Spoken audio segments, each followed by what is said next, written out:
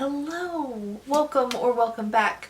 My name is Ari, and in this week's video I am going to be reading a bunch of May releases and then letting you know if any of these books are like worth you picking up. In this introduction I am just going to tell you the books and then what day they release. I think all of these but one release after the day you see this. So maybe it sounds really good and you want to pre-order it, or you want to stick it on a library loan, or you just want to go search out some other reviews on it. You can do all of those things. Or maybe it's something that you've already pre-ordered and you're like, maybe I don't want that anymore. We'll see. Don't forget to drink your water, friends. Additionally, I'm not going to give you a synopsis of any of these books in this intro. I'll give the synopsis when I actually talk about the book, just so this video isn't like 500 million years long. First book releasing today, May 7th, is Can't Spell Treason Without T by Rebecca Thorne. Now, technically this book is already released. What I believe happened was she independently published this and then a publisher picked it up. This is the traditional publication release. Can't Spell Treason Without T is a cozy romance fantasy. I also believe it's queer. Next up on May 14th is When Among Crows by Veronica Roth. This, all I really know about it is it's fantasy and it's a novella. I'm very interested for this book because I have given like 2 stars to pretty much all of Veronica Roth's books lately. So I'm trying this only because it's so short. Next up, another May 14th release is My Darling Dreadful Thing by Johanna von Veen. And this is gothic horror, I believe. On May 21st, I have Goddess of the River by Vaishnavi Patel. This is a mythological, I don't actually know what word I should use there. This is a retelling of Indian mythology. Another book on May 21st is How to Become the Dark Lord and Die Trying by Django Westler. This is a fantasy, and I know it's like a Groundhog Day where you kind of like repeat the same day over and over again until you get it right. But it promises to be amusing, if nothing else. And then finally on May 28th, I have Evocation by S.T. Gibson. I honestly have like no idea what this is about other than it's incredibly long, and every review that I've seen of it so far says this book is awful. So we'll see if my opinion differs. I'm going to start off reading My Darling Dreadful Thing because that's just what I'm in the mood for. So hopefully I can finish it tonight and I will come back and talk about it then. Alright, so I have finished My Darling Dreadful Thing by Johanna von Veen, and this is historic gothic horror fantasy. In the author letter at the beginning of this book, she does mention that the entire point of writing a gothic novel is that it kind of defies or transcends genres, and I feel like that is pretty true for this book. It's like I could just list genre after genre that this kind of fits into.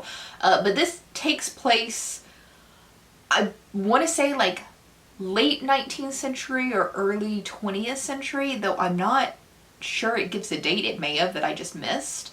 But it takes place when seances were like the height of scams.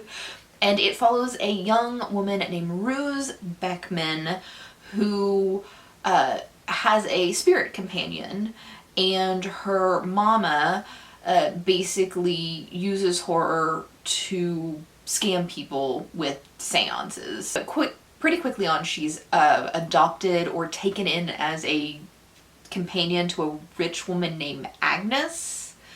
and then something happens at Agnes's estate. And you know from the beginning of the book that something horrible has happened because Ruse has been arrested, and throughout the book she's being interviewed by a psychiatrist to determine if she is mentally stable enough to stand trial. The whole story is kind of told almost as if it's an unreliable narrator. And she's considered unreliable because A, she's a woman, and B, she sees ghosts. But just because you're a woman, that doesn't necessarily make you an unreliable narrator. So maybe she's telling the truth. Maybe she's schizophrenic. It's kind of up for you to decide as you get through the book. I really like how each chapter kind of like ends with like an interview style from the psychiatrist and then kind of like breaks up the story.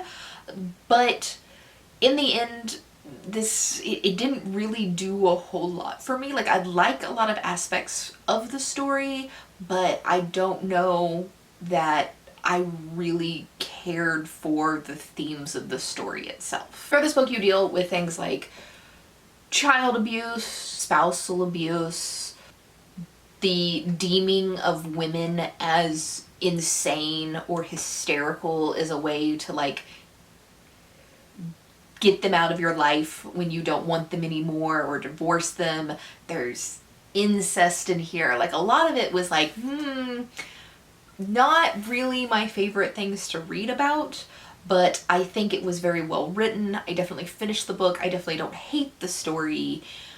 Just not the perfect story for me. So if you like gothic horror, I think this is a really great example of gothic horror, and I think it's an interesting time period to set it in. This could be a great book for the right person, just not perfect for me. Next up, I have Can't Spell Treason Without T by Rebecca Thorne. From my understanding, this was originally self-published, blew up on TikTok, and then got picked up by a traditional publishing company, agency. Now this is a cozy romance fantasy following two women in some like generic Arthurian fantasy universe who want to open a bookshop that also serves tea. Now, I typically really like cozy fantasies, but this one was incredibly mediocre to me. And it did blow up on TikTok, so maybe I'm not the best person to judge the merit of this book. A lot of people seem to like it. I'm just going to tell you what I had problems with in this book, and then you can decide if that's something that, hey, you don't mind reading or you actually like reading about.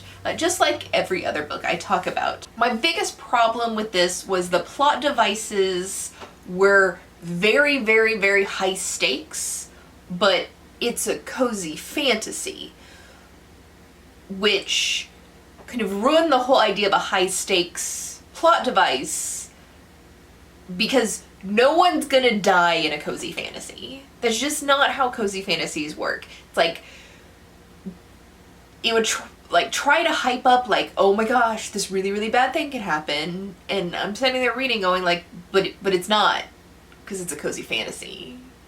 So I don't feel the anxiety that I would normally feel in those situations,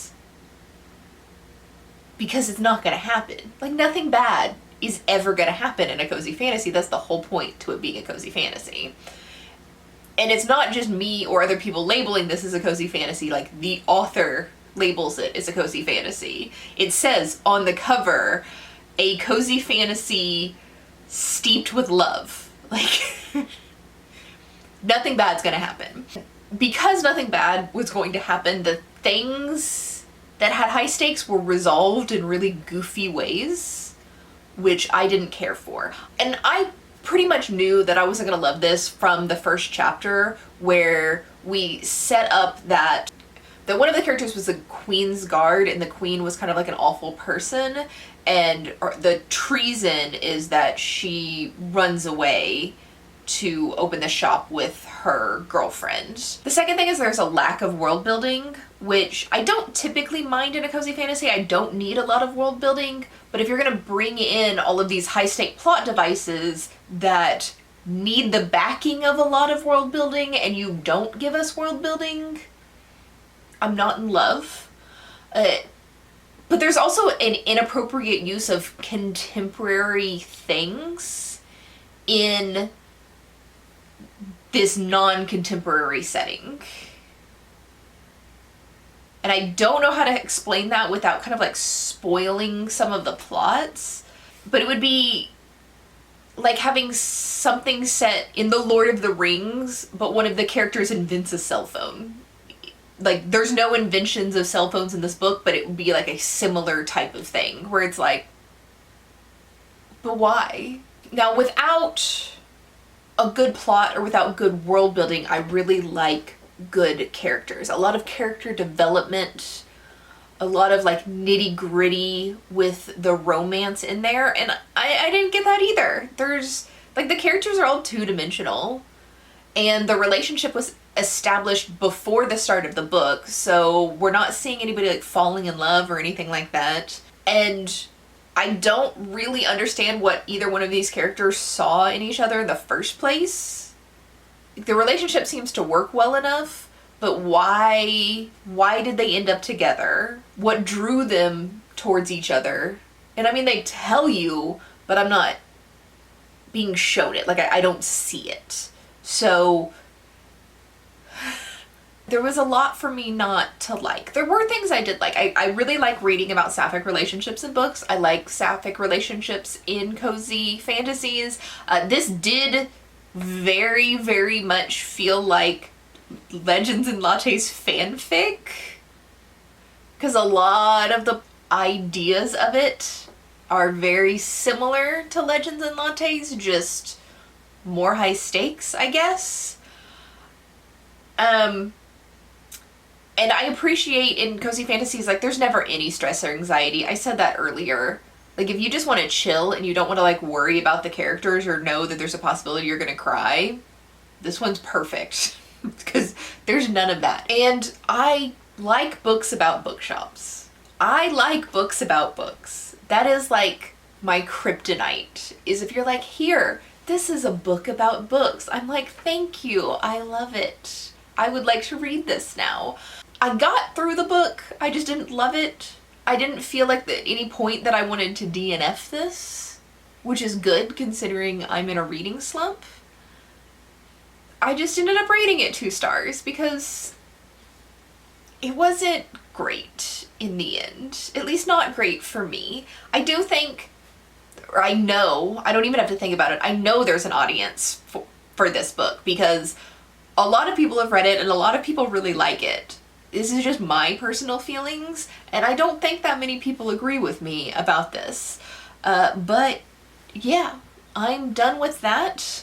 I will be back to talk about Evocation next, which I'm in the middle of, and you're probably going to get a 3rd negative review in a row because that one's not doing great either. I have finished Evocation by S.T. Gibson, and I think I already said this, but I've heard nothing but negative early reviews for this, so I went into it expecting pretty much nothing, like very, very, very low expectations on this book, and I could see pretty much instantly why people don't like this. But before I get into that, let me give you a synopsis. So this is like occultist, queer, low fantasy with like a polyamorous type romance. And by low fantasy, I mean it's set in our world. It's set in Boston. This book follows 3 characters and they're all occultist in some way. And first is Reese, and he is a ritualist, meaning he has no intuitive magic, and he performs rituals to do the occultist magic. He is married to a woman named Moira, and she is a psychic in the sense of like tarot cards, crystals, like palm reading, that kind of psychic. And his ex-boyfriend is this guy named David, and David is a medium, as in channeling ghost medium. David's also a high-powered lawyer by day, but that's, I mean, it's related, but it's not super relevant to the story. The plot line of this is David's family has this ancestral curse where one of his ancestors made a deal with the devil, and the devil has finally come to collect. The three of them have to work through their messy as fuck drama to save David's life. Now back to why I could understand why people hate this, like, right from the go. David and Reese are both, like, the absolute worst kind of narcissistic men. Like, from page one, I absolutely hated David, and Reese is no different. I'd have to say Moira and I would not be friends, but she seems like a nice enough lady. She's very hippie, and I feel like her attraction to both of these men is very much, I can fix him. But lots of red flags, lots of toxicness in all of this relationships, friendships or otherwise. Somebody decided to mow the lawn while I'm talking like a jerk. Strangely, the narcissistic men didn't bother me. Like, St. Gibson is good enough that I think I can read unlikable characters by her, and I really enjoyed the first half of the book. Like, going through the first half of the book, I thought that I was going to be one of the few people who really liked this book instead of disliking it, but that turned around fast. I can't believe I am going to say this, but I think this book would have been better if there was no romance in it. The romance is what I hated about this book. I have absolutely no issues with polyamory. That's not the part of the romance that bothered me. I didn't really understand why these people were attracted to each other. I mean, there was some of it, like I said earlier, Moria has the I'll fix him personality, so I get like why she would be especially attracted to David because of that. And I can see that David sees Moria as a mother figure, but I don't understand why either one of them are even remotely attracted to Reese at all. I didn't buy the relationship, if that makes sense. I like the mystery aspect of it, like what this curse is that is haunting David or whatever, or making him ill, I guess. Trying to figure that out, I enjoyed. In hindsight, it was really obvious. Like, super obvious. And all these people are supposed to be, like, the foremost top occultist. And the fact that they didn't figure this out is a little bit weird. In hindsight, it bothers me, but at the time I was reading it, I didn't really think about it. But yeah, like, the mystery wasn't very good, or too obvious, I guess. I think I was too annoyed by the romance to be bothered by their apparent stupidity at not figuring out this curse earlier. The ending wasn't my favorite, but I could, like, actually visualize endings that would have been way worse than this. So it could have been better. I don't know that it could have been better. Just by that point, I hated the book so much that I don't think there was anything in the end that could have saved it. But it definitely could have been worse. So we'll go with that. Another one that I'm giving like 2 stars. This arc month is not going well. I have 3 left. I have started When Among Crows, which is an audiobook. I don't think this one's going to be more than 2 or 3 stars either. I'm not enjoying it very much so far, but it's very, very short and it's an audio. I've also started physically reading, well, reading with my eyes, How to Become the Dark Lord and Died Trying, and I'm enjoying that one a lot. And then Goddess of the River is one of my most anticipated releases of this year, so I think I'm really gonna like that one. So hopefully we're just gonna go up from here and we get nothing but good. But let's keep going. I finished 2 more books over the weekend, but didn't really feel like recording anything, so I'm going to talk about both of them right now. First up, I finished When Among Crows by Veronica Roth. Now, this is a novella, I guess. It's under 200 pages, very short, and it's set in like the actual real human world with just Russian fantasy monsters, I guess. They're fantasy monsters and like humans don't really know that these fantasy monsters exist because they look humanoid, but there is a subsect, like a group of humans who hunt these monsters, and they're big, scary, big, evil.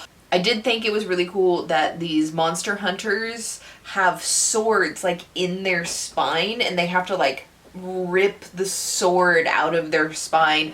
Kind of gross, but also kind of cool. Now, this follows really 2 characters. You have this guy named Dmitri who is looking for Baba Yaga. And in order to find Baba Yaga, he gets this flower that will cure curses, or it's like an ingredient to a spell to cure curses. And then he finds a cursed monster, and he is trading, giving her the flower for her helping him locate Baba Yaga. And so Dmitri and Aaliyah kind of like go on this adventure to find Baba Yaga, and that's pretty much the whole book. Like I said, it's really, really short. I'm gonna say this is one of the most mediocre things I have ever read. Like, I didn't care. I didn't think it was bad, but I also didn't think it was good. So I don't have a whole lot to say about this. I think, I want to say I would have liked it more if I could get more time with the characters. Like, this short, less than 24-hour story didn't really give me much of a reason to root for either character.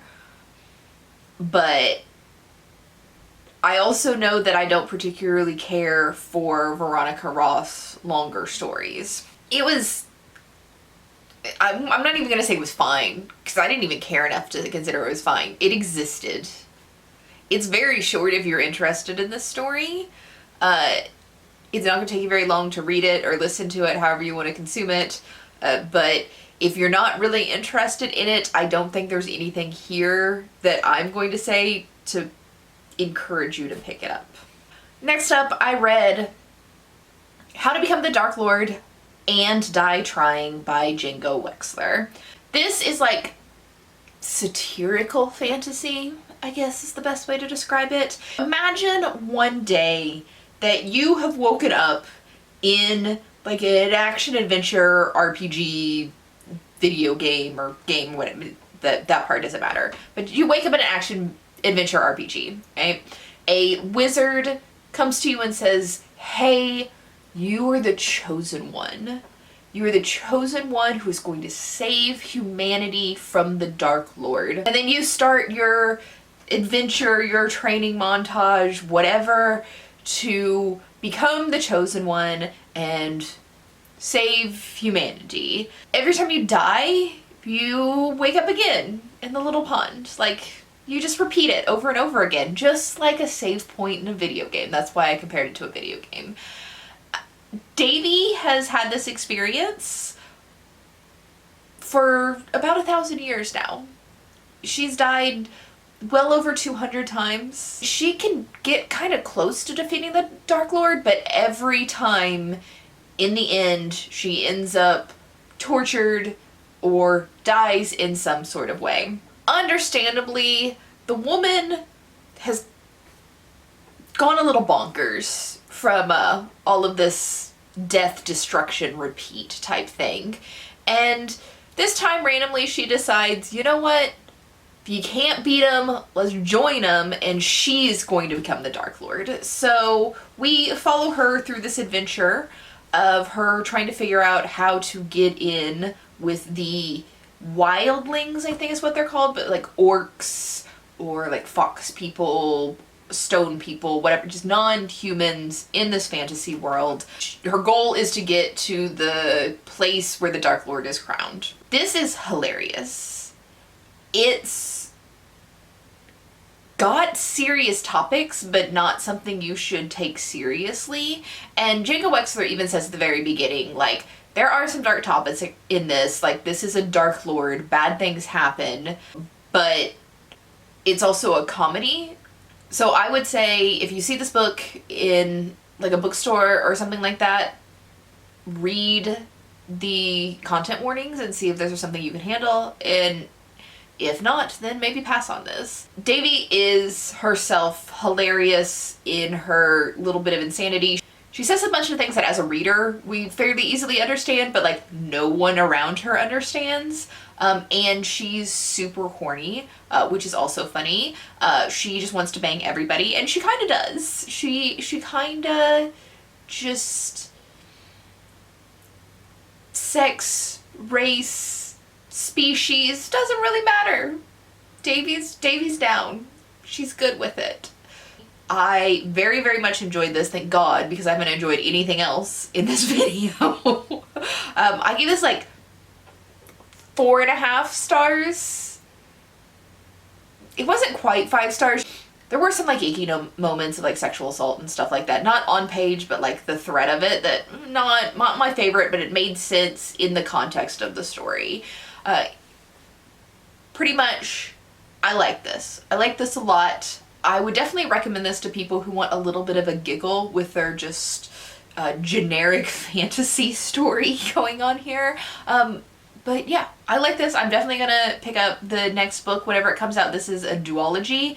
I was very excited to hear that it's a duology and not a trilogy, because I am sick of trilogies. Like, why is the second book always so boring? All that being said, I do have one book left, but I don't think I have enough time to get to it, so we're gonna call it there for this video. The last book, which is Goddess of the River by Vaishnavi Patel. I will review it on TikTok if you were interested in hearing my thoughts on that book. My TikTok is listed in the description box, and I pretty much do, like, every time I read a book, I will give a review of it on TikTok if you are interested in that. Thank you for being here. Next week, I don't know what we're doing next week, but there's gonna be a video next week, and I will see you then. Bye!